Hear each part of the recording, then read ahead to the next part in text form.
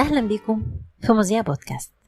البودكاست اللي بيبص الحكايات من الزاوية اللي محدش بيشوفها. معاكم دع أنديل، ومعايا هتسمعوا قصص وأفكار وحكايات مختلفة، لأن ببساطة كل حكاية وليها زاوية.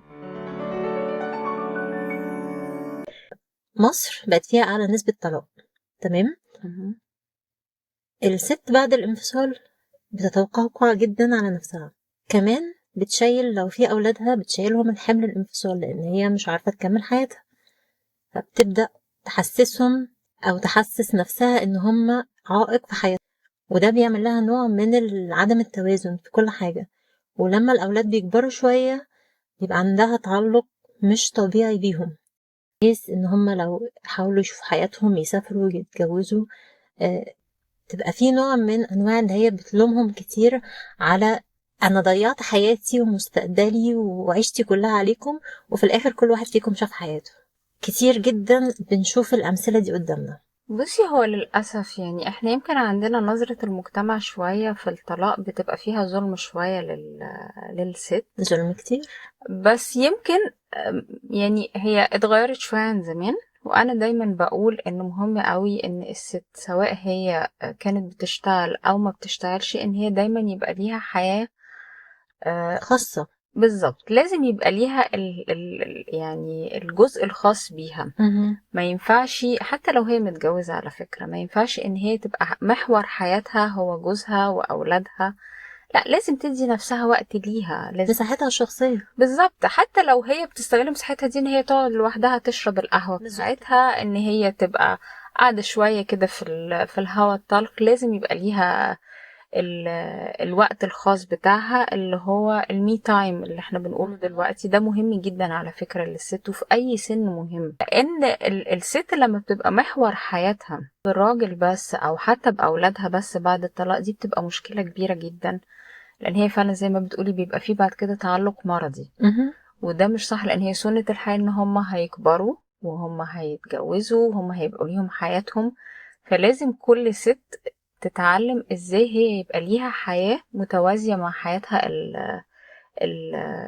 العائلية او الشخصية مع اولادها، علشان تعرف ان هي تكمل، سواء في بقى جواز في طلاق. هي طول ما هي ليها حياتها الشخصية هتعرف ان هي تكمل بعد كده. لكن اللي ما بيبقاش ليهم اي حياة للأسف هما بيتقوقعوا جامد بعد الطلاق، وبيبقى للأسف فيه آثار سلبية كتير جدا، وبتأثر كمان على الأولاد بطريقة إن مش هي صح بتلعب خالص. معاهم دور الضحية.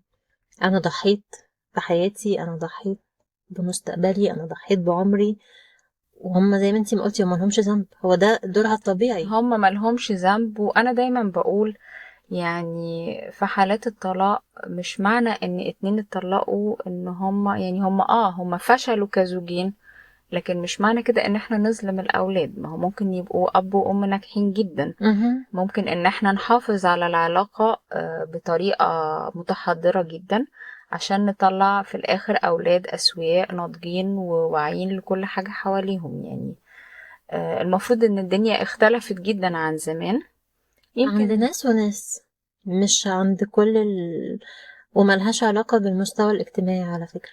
لا، ملهاش علاقة، بس هو في الاخر يعني احنا لو فكرنا صح ان في الاخر هما لو احنا حافظنا على العلاقة المحترمة بين الأب والأم سواء متزوجين أو مطلقين، في الآخر الاستفادة كلها رايحة للأولاد.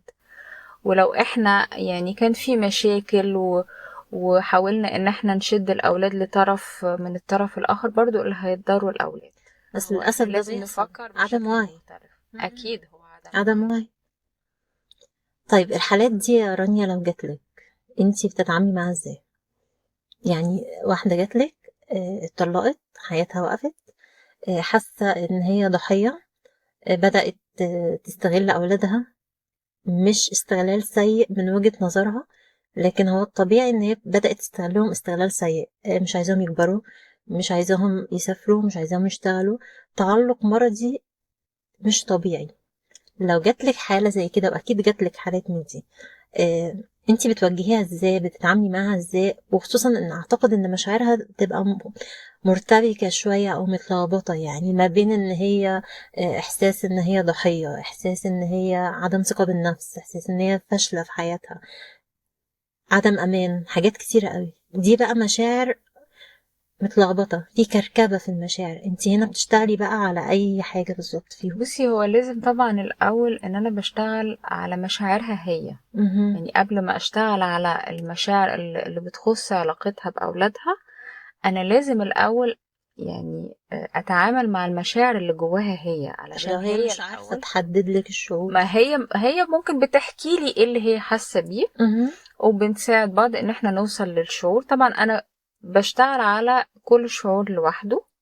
تمام. لما بنتخلص من المشاعر السلبية او المشاعر اللي هي مأثرة عليها، وطبعا بيبقى من ضمنها مشاعر عدم الأمان وفقدان الثقة وإن هي حاسة، طبعا إن هي بتبقى حاسة، معظم الستات بعد الطلاق بتحس إن حياتها اتغيرت، حياتها اتدمرت، سنين عمرها راحت في كتير. ناس تبقى فبالتالي هي بتبقى محتاجة دعم، هي بتبقى محتاجة برضو حد يقف جنبها، يخليها إن هي تقوم تاني، تقف على رجليها، إن هو يشجعها، إن هو يديها ثقة في نفسها، إن هي تقدر تكمل، ان هي تقدر تشوف لو ليها هواية او حاجة بتحبها، حاجة كان نفسها تعملها ما عملتهاش. مهم. كل الحاجات دي من انواع الدعم اللي احنا ممكن نديه لأي واحدة لسه يعني متطلقة، لان هي بتبقى الحقيقة اول فترة بتبقى صعبة جدا، وبتبقى فعلا اي ست محتاجة زي اعادة اتزان. تأهيل. فبالظبط، وهي يعني لو هي كل المشاكل اللي عندها والمشاعر اللي عندها اتظبطت، اكيد صحتها النفسية هتبقى احسن، وبالتالي ده برضو هيساعد بعد كده ان احنا نشتغل على علاقتها باولادها، وان احنا نفك التعلق.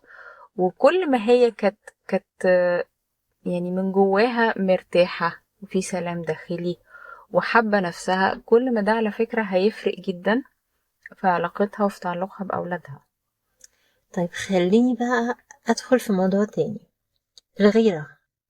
الغيرة، الموضوع ده رهيب وبيسبب مشاكل كتيرة قوي.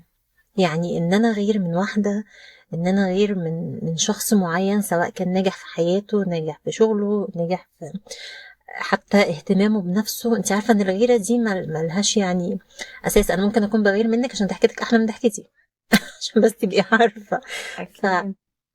فالشعور ده مش كل الناس بيبقى يعني، انا مش هينفع اجي اقولك انا بغير من واحدة صاحبتي، اوكي، بس انت اكيد بتبقي ملاحظة الجزئية دي.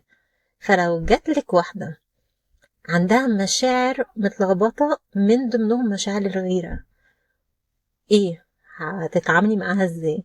عشان 3/4 الناس هنا لا بصي عندهم غيرة قاتلة. لا، هي الغيرة، خلينا نشوف الغيرة أساسا بتيجي من إيه؟ مهم. فقدان الثقة بالنفس. بالظبط كده. يعني لو أنا مش واثقة في نفسي هبقى بغير من كل الناس اللي حواليا. ف انا ممكن اغير من حد اقل مني على فكرة. لا، هي ملهاش علاقة، لأن يعني الغيرة زي ما انتي قلتي ممكن في ضحكة، ممكن إن هي لابسة حاجة مثلا أنا مش لابساها، هي راكبة حاجة عربية أنا مثلا نفسي أركبها. مهم. الغيرة ممكن على فكرة في حاجة، ممكن حتى في أسلوب الكلام، في في ان انا حاجة، محبوبة وانتي لا، في ان انا الناس كل حاجة. بتتعامل معايا بطريقة ما بس انتي لا. فهي دي، لا دي سهلة ان احنا يعني حتى مش لازم ان هي تتقال بالظبط، بس سهل طبعا ان احنا نعرفها. يعني انا كثيرابيست سهل ان انا اعرف من اللي قدامي اذا هي عندها فقدان ثقة ولا لا، وبنشتغل برضو عليها.